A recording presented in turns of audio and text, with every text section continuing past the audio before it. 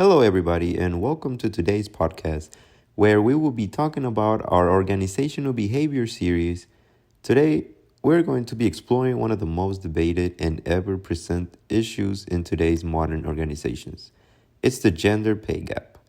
And so, if you're listening today and you've heard of this term floating around but didn't necessarily understand what it was all about, or you've heard about it and you understand what's going on, but you would like to learn more about it in an organized fashion, then congratulations, you've come to the right podcast. So today, we're going to cover what the gender pay gap is, what causes it, what can be done at an organizational level, and finally, we can discuss some ways we can measure those changes and see if we've gotten any better. Today's podcast marks the beginning of our entire series coverage of this topic and applying organizational behaviors to it. First, let's describe what the problem is. The gender pay gap is defined as the difference in an average earnings between men and women in the labor market. Women in the US today make 81 cents for each dollar earned by men if they're full-time workers, according to the Equal Rights Advocate Organization.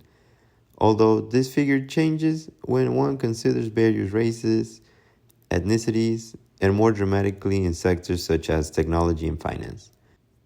But one can adequately describe this problem without pointing out that it is even more than a matter of women earning less money than men for performing exactly the same job, although pay bias does occur.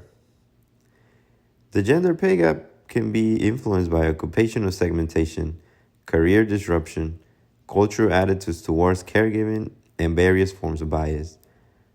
From an organizational behavior perspective, therefore, this represents an inherently multi-level problem, one influenced by individual difference characteristics such as negotiation style, interpersonal aspects such as manager bias, group processes such as team role distributions, and organizational and or macro aspects such as organizational policies and or cultural expectations. From an organizational behavioral standpoint, we can analyze and diagnose this issue by applying approaches such as social role theory, which recognizes that certain social expectations of what it means to be a female can impact what roles women are encouraged or discouraged from pursuing. We can analyze and apply concepts such as implicit bias, which conditions managers' judgments about which employees appear to be right, quote unquote, for leadership roles. We can even apply concepts of expectancy theory, such that if women feel they will be underappreciated or undercompensated, then their driving force towards leadership roles may be diminished. The gender pay gap isn't simply a figure, it's an indication of larger organizational forces of work. Finally, we can transition into what research reveals regarding what contributes to such a phenomenon. One such contribution is occupational segregation, where women remain overrepresented in lower paying sectors such as teaching or caregiving, and underrepresented in sectors such as engineering or finance that pay higher wages. There is research that reveals even when women find employment in high-paying sectors, they find themselves relegated to lower positioning roles. A National Public Radio interview with Taylor Telford, a Washington Post reporter, also highlighted another significant factor, which is what research has termed the motherhood penalty, whereby women suffer demerits in terms of pay and or promotion after becoming mothers, and in contrast, men receive what is referred to as the fatherhood bonus. From an organizational behavior perspective, such phenomena tie in with role conflict theory, whereby if roles at home and at work contradict each other, business managers presume, irrespective of evidence, that women primarily will be at home and not at their desk. We must also consider the role of negotiation inequities.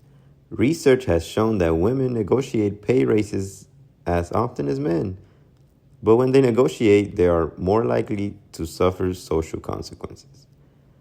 This has to do with gendered stereotype activation and the concept that so called agentic behaviors, such as assertiveness, confidence, and competitiveness, are viewed favorably in men and unfavorably in women.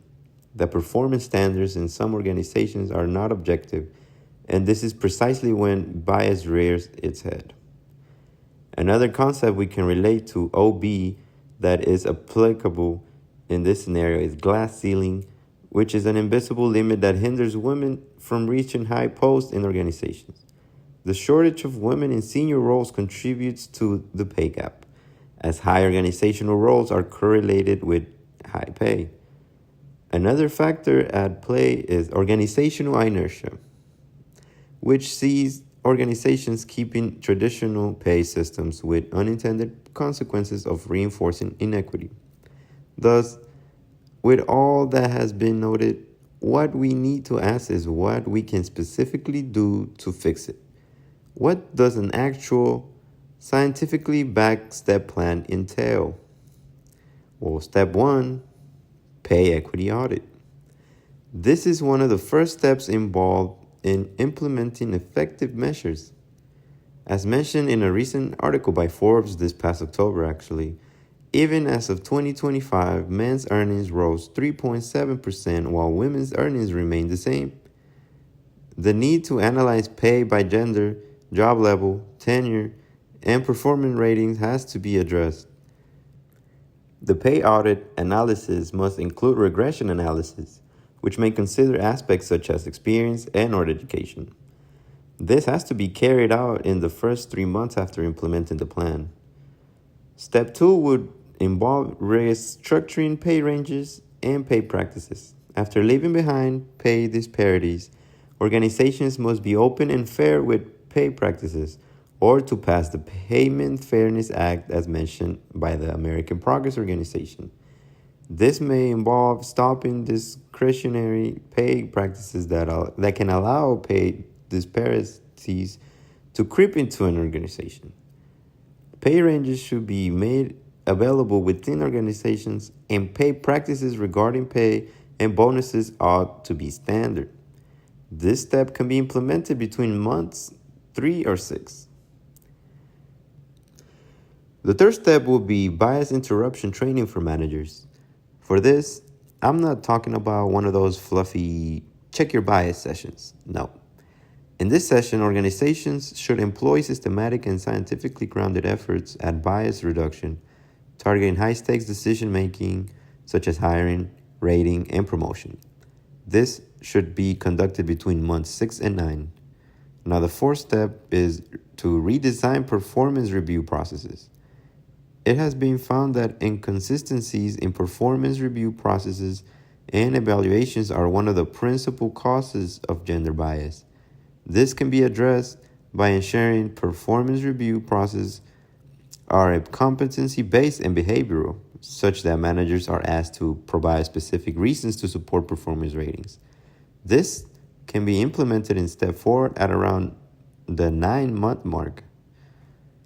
Now, step 5 is build leadership development talent pipelines with women. This can entail such things as mentoring, sponsorship, development assignments, and succession planning that include women. This should address equal visibility in high-profile projects and review if women are doing too much office housework. Not all of this can be accomplished in the first year, of course, but it can start there. And finally, step 6 is to set up accountability measures. This is with respect to publishing pay equity analysis every year, linking managers' incentives to diversity, and monitoring progress. Next, we can move into discussion of measurement plans and methodologies and what we can measure to ensure if anything is, in fact, effective. One such method will be pay equity statistics, which we could measure and take into analysis each year. We can analyze and monitor improvements and changes over time regarding equal and unequal pay statistics that affect females in regard to pay.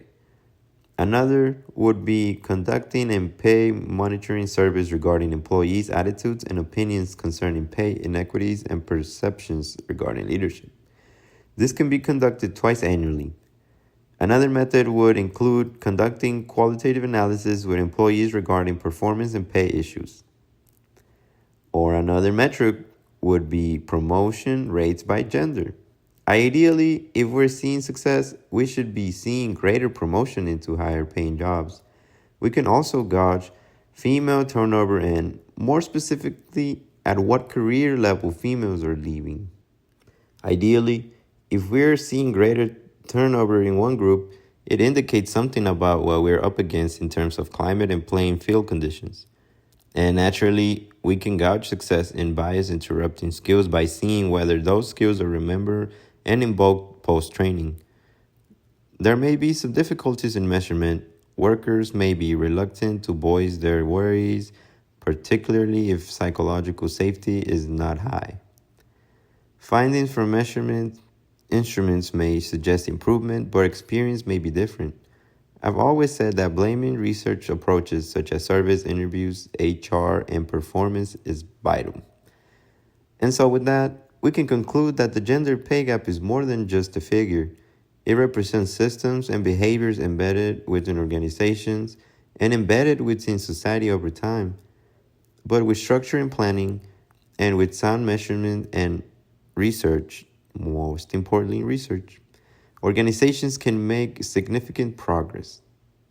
As the United Nations mentioned on their International Equal Pay Day, this isn't simply an issue of equality, it's an issue of creating better organizations and one that can tap into optimally all of the talents that is presented within organizations. Thanks for listening, and I hope this explanation has increased your insight into organizational behaviors and create solutions that make a difference. Bye-bye. And tune in for the next episode.